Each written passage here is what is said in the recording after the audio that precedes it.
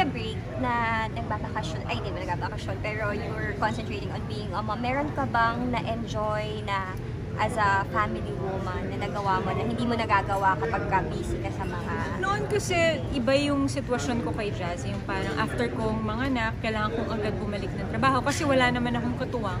So, hindi ko masyadong na-enjoy yung motherhood. Pero hands-on naman ako, kaya lang syempre kailangan kong bumalik sa work, ako yung breadwinner, ganyan.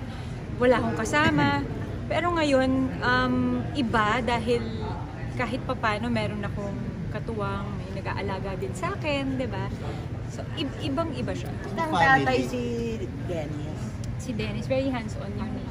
Talagang, hindi ko rin in-expect na parang ka-level ko yung, niya, yung pagka-hands-on niya.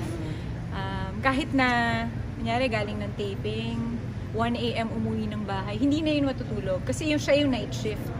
Ever since ganun kami, simula nung newborn si Dylan. Oo, talagang hindi siya matutulog. Sa morning, antayin niya ako magising.